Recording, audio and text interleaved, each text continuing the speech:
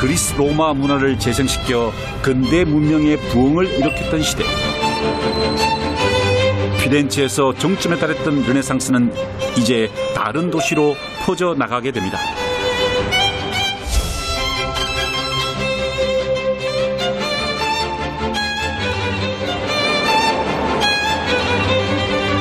로마를 거쳐 베네치아까지, 그리고 이후 북유럽 등지로 퍼져나가게 됩니다. 새로운 아름다움을 추구했던 르네상스는 베네치아에 어떤 흔적을 남겨놓았을까요?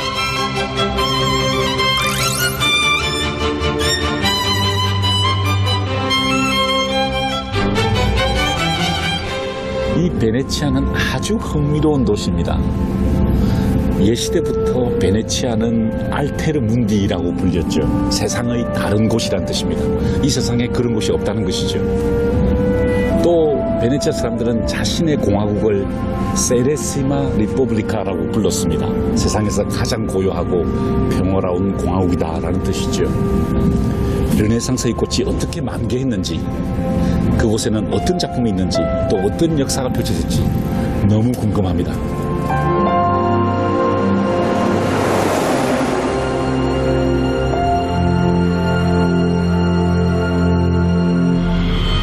물 위에 세워진 아름다운 도시, 피렌체와 쌍벽을 이루며 르네상스 예술의 고향으로 인정받는 곳이죠.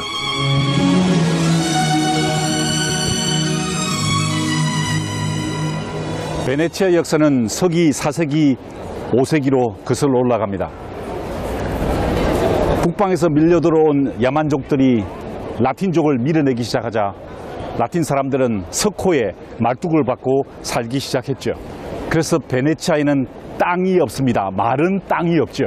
사실 중세 역사는 토지를 기반으로 한 봉건제도가 중심이었습니다. 그런데 이곳에서는 그 봉건제도가 발생할 수 없었죠. 왜? 땅이 없었으니까. 베네치아 사람들은 땅 대신에 바다를 선택했습니다. 두칼레 궁전 입구를 장식하고 있는 거인의 계단에 2명의 거인이 서 있습니다. 바로 바다 신 포세이돈과 교역과 무역의 신이었던 헤르메스였습니다. 바로 이 두 신이 이 베네치아를 지탱하는 정신적인 지주였죠. 그렇게 해서 이 베네치아는 역사의 무대에 서서히 등장하게 됩니다. Hello, I want to go to Rialto. Is it okay? All right, thank you. 베네치아엔 자동차가 없습니다. 오로지 배로 이동해야 하죠.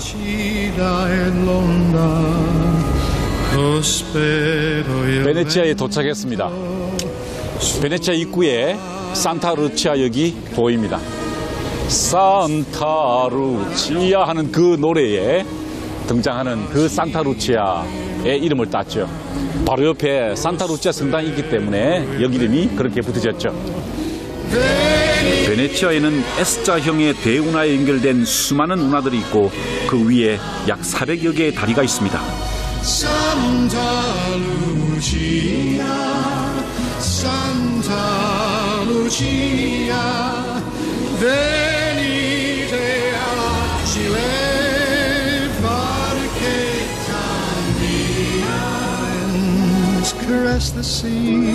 베네치아의 역사를 간직하고 있는 대운하를 통과해 산마르코 광장에 도착했습니다. 서기 828년 북아프리카의 도시 알렉산드리아에서 큰 도난 사건이 벌어졌습니다. 베네치아의 상인들이 바로 그곳에서 성자 성마가의 시신을 훔쳐서 이곳으로 도망쳐버린 것입니다. 왜 베네치아의 상인들은 성마가의 시신을 훔쳐왔을까요? 이 도시의 수호성자로 만들고 싶었기 때문입니다. 성마가는 베네치아 사람들에 의해서 마르코라 불렸죠.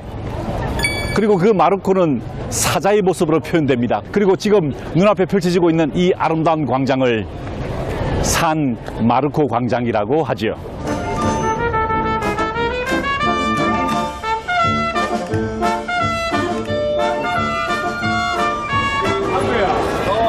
Hello, hi.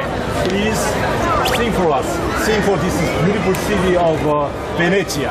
What's the title of the music? I sing for you. Sole mio. Oh, Sole Mio. Oh, adesso dorma.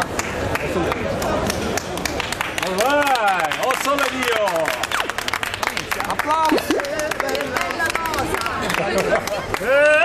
Bella cosa, una giornata sole, l'aria serena dopo una tempesta, e l'aria fresca pare già una festa. Che bella cosa una giornata sole con fronte a te,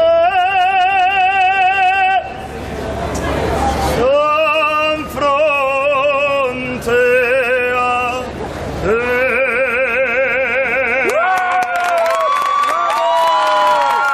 안드레아와의 우연한 만남이 제게 베네치아의 낭만을 선물해줬네요.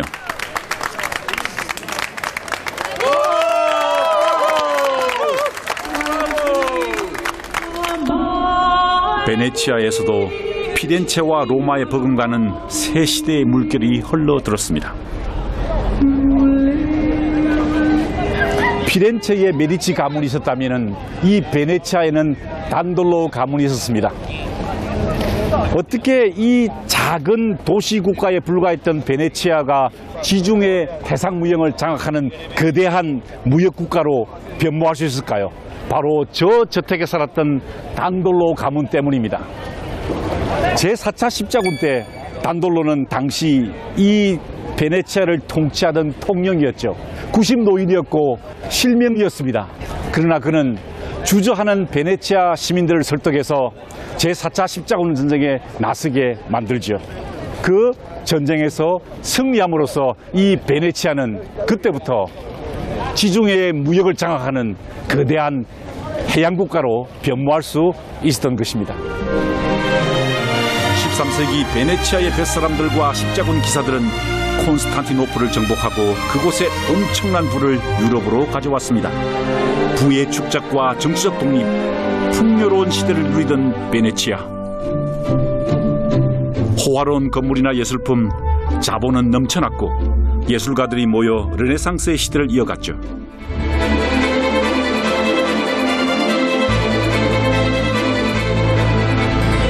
If you prick us, shall we not bleed? 당신이 우리를 찌르면 우리는 피 흘리지 않나요? If you tickle us, do we not laugh? 당신들이 우리를 간지럽히면 우리는 웃지 않나요?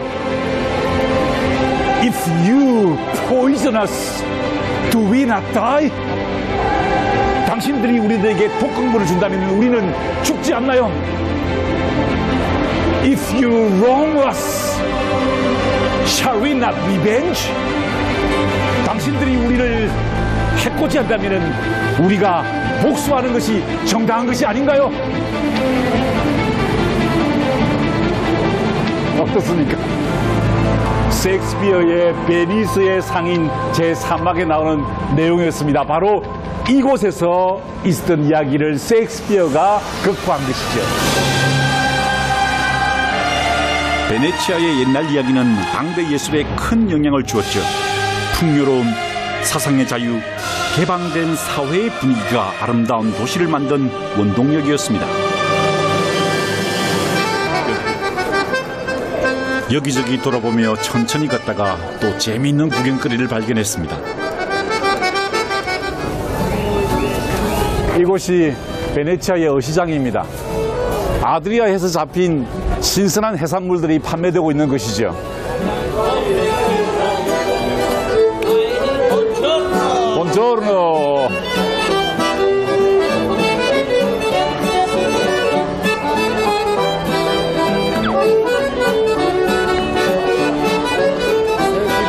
세시봉. 비릿한 냄새가 풍기는 시장 안을 둘러보았습니다. 우리가 먹는 생선과 비슷합니다. 참치, 연어, 새우 뭐 이런 음식들이네요. 구경을 하다 보니 신선한 해산물을 맛보고 싶었는데요.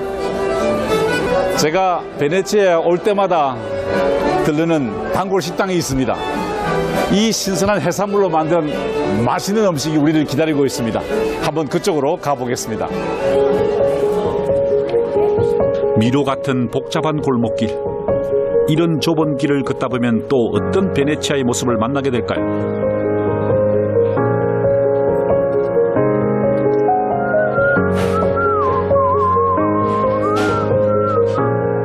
얼기설기 얽힌 골목을 따라 드디어 도착했습니다. Buongiorno, buongiorno. Ben arrivato. I'm so delighted to be here today. Thank you very much. Buongiorno. Hello. Nice to meet you.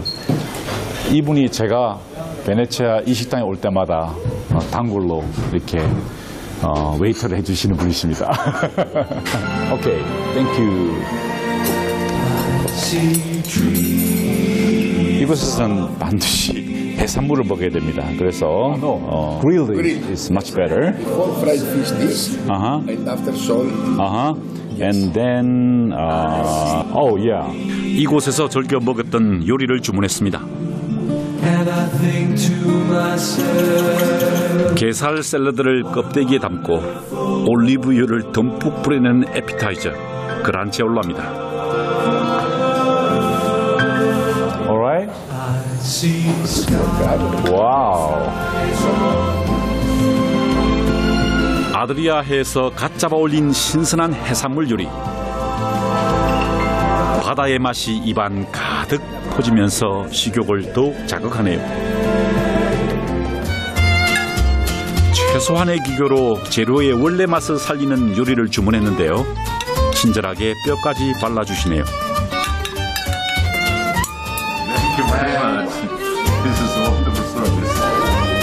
구운 가자미의 맛이 아주 담백합니다.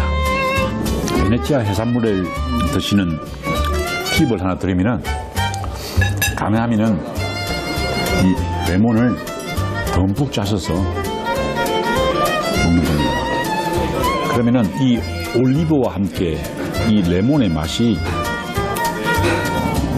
어떤 신선한 느낌을 더 강화시키는 그런 기능이 있는 것 같아요.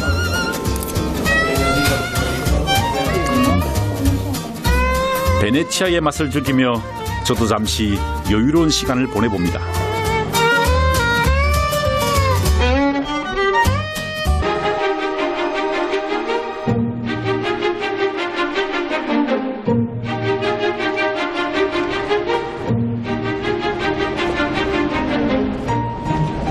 저곳이 바로 베네치아의 산 조르조 마조레 성당입니다.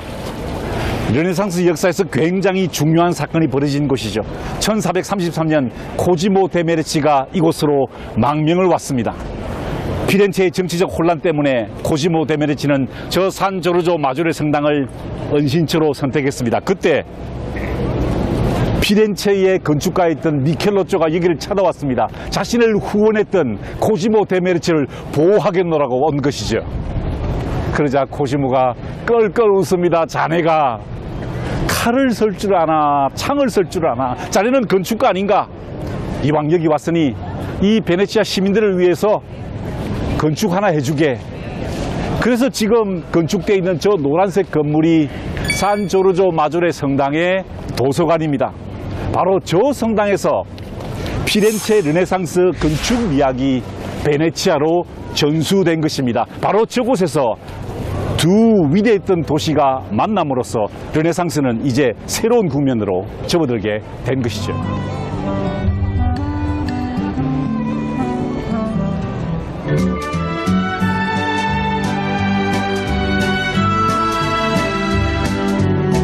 예술은 시대를 비추는 또 다른 거울입니다. 사람들은 시대의 변화 속에서 예술의 힘에 의지하게 됩니다. 지금 보이는 저 아카데미아가 바로 베네치아 르네상스 예술가들의 작품이 소장되어 있는 곳입니다. 베네치아 르네상스를 이해하기 위해서 우리는 3명의 화가를 만나야 합니다. 첫 번째 인물은 조르조네, 두 번째 인물은 티치아노, 그리고 마지막 인물은 틴토레토입니다. 자, 다시 조르조네, 티치아노, 틴토레토입니다. 그 화가들의 작품을 만나러 이제 아카데미로 들어갑니다.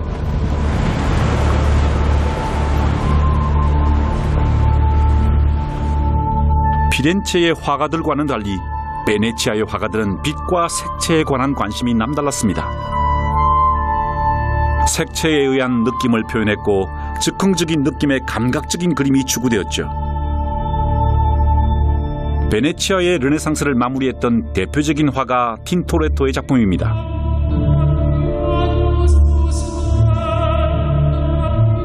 그림 속 인물들은 역동적이고 활력 있게 표현되었죠.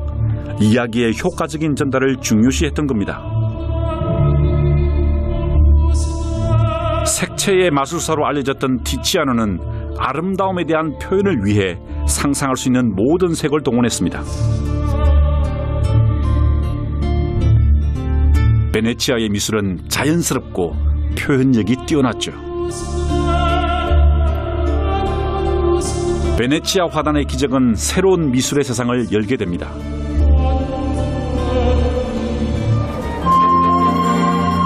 구름이 몰려든 하늘 아래 베네치아가 운치 있어 보입니다. 세상의 다른 곳이라 불리는 도시, 르네상스의 마지막 도시입니다.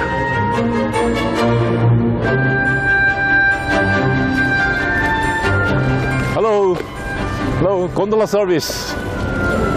I want to look around this area. So is it okay with you? Nice to meet you. What's your name? Sebastian. Sebastian. Nice to meet you. Which, do I go inside? Like here. Okay. Very good. Thank you. Take a seat. All right. 베네치아에서의 마지막 날, 곤돌라에 올랐습니다.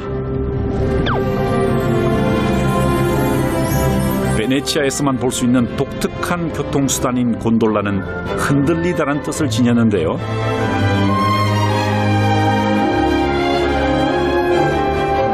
잔잔한 물살 위에 가벼운 흔들림이 더없이 좋았습니다. 아무래도 베네치아 여행의 백미는 곤돌라를 타는 것인 것 같습니다. 아주 오래전 바다 위의 삶이 뿌리를 내렸죠.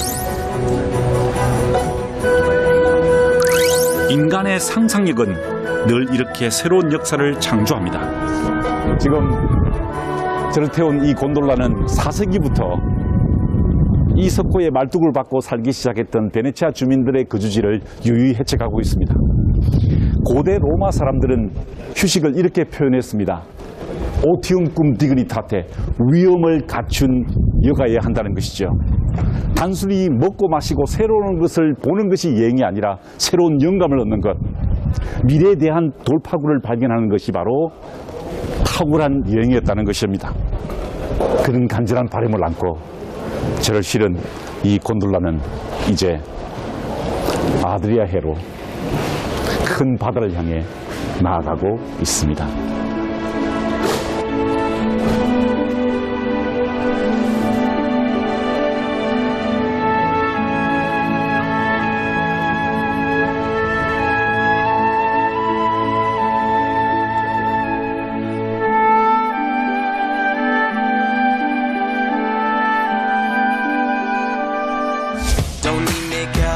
콜럼부스가 신대륙 발견을 이사벨 여왕이 바로 여기서 사인을 했다고 합니다.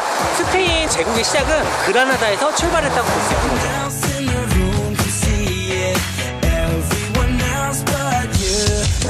여기 앞에 꾸며놓은 게 밑을 보면 정말 떨어질 것 같아요.